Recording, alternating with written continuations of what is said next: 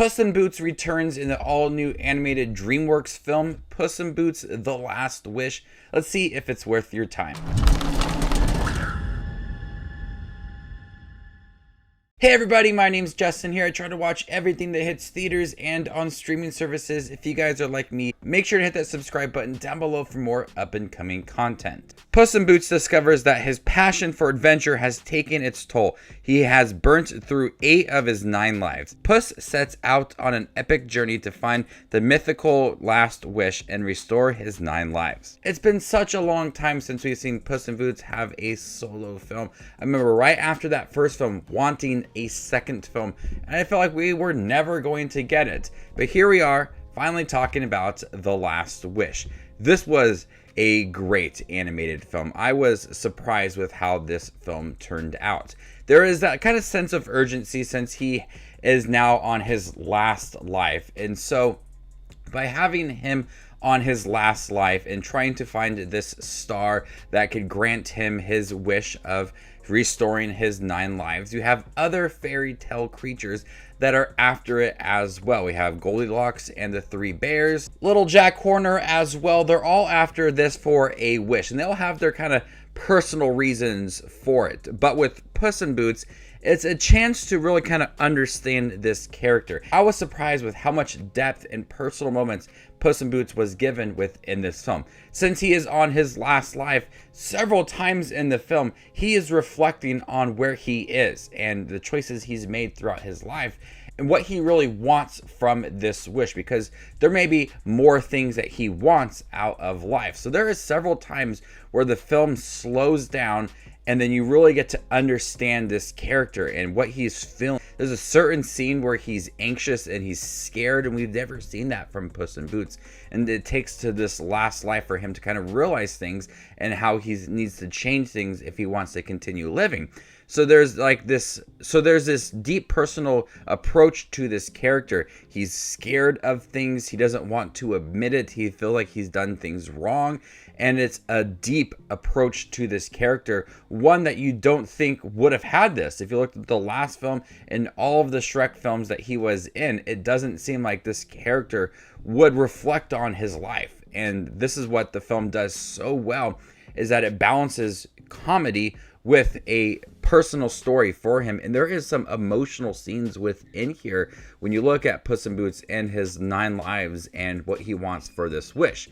But then you have these other characters as well. Goldilocks and the 3 bears, little Jack Horner, these fairy tale creatures, and what they want for their wish too. And although they do feel like minor characters, there are certain scenes for them where you stop and think, is this what they really want for their wish? And they have to reflect on that. And then they start to think about other things that they want out of their lives. And I was really impressed with the development for Goldilocks and the 3 bears and where they were from the beginning to where they were at the end of the story, because they were looking for this last wish as well. And at times they feel like the villain. But then you really look at how Goldilocks' life was and how she was brought up, and now the bears take care of her. She has a family. Does she want this certain wish, or does she have everything that's right in front of her? I was impressed with how this star, this last wish, made everybody reflect on their lives and what they wanted from a wish.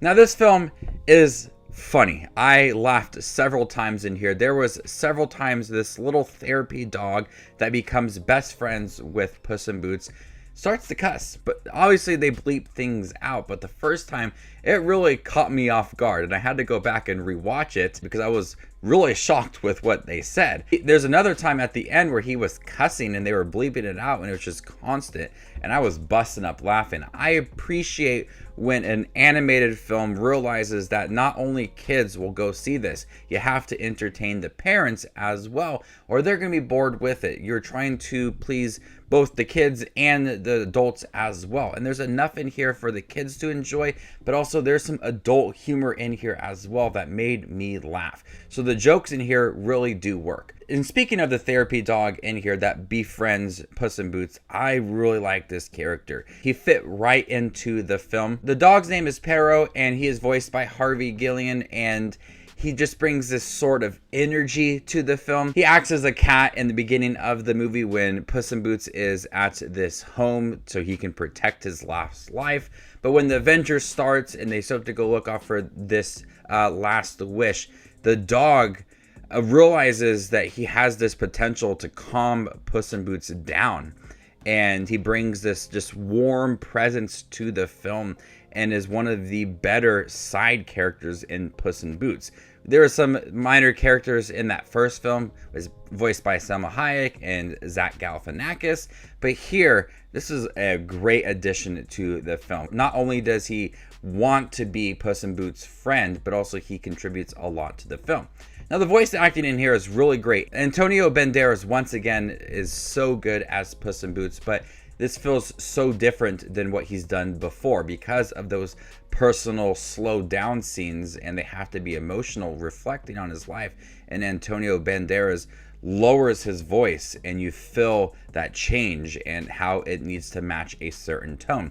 And Salma Hayek, once again, really energetic, and similar to Puss in Boots, they have to have a time to kind of realize things about certain relationships and what has happened in the past. I loved Florence Pugh in here as well. I just love her. I think she's a talented actress, but I think that she handles the role of Goldilocks very well. Energetic, a lot of fun. And then we have Wagner Moura as the big bad wolf and John Mulaney as Jack Horner. Olivia Colman is in here as the mama bear. It's got a pretty good cast, and I think they all contributed something to the film. Now, the animation style is a little bit different compared to that first Puss in Boots film. It reminds me a little bit of Spider-Man Into the Spider-Verse and the bad guys. This kind of new style of animation feels like a little bit like a comic book at times, and I love it. When I watched the film, I didn't feel like it was completely different from that first film because I adjusted to the animation style right away.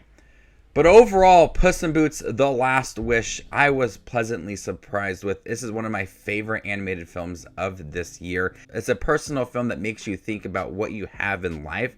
And if you want more things, reflect on it and realize that you have everything right in front of you. The animation works. The voice acting is stunning in here. There is comedy thrown throughout. The action scenes feel really big. There's references to the Shrek films, and a couple characters appear in here as well. So it's fun to see that kind of connection to the Shrek universe.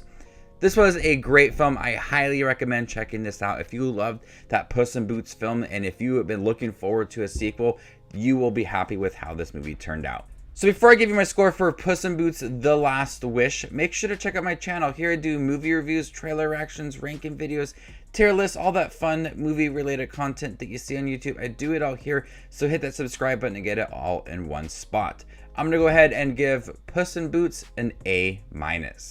Thank you guys for checking my review for Puss in Boots: The Last Wish, the new DreamWorks animated film. Have you guys seen it by chance? What did you think about it? Let me know in the comment section down below, and stay tuned for more up and coming content like this. My name is Just Watches Movies, and you guys stay classy, YouTube.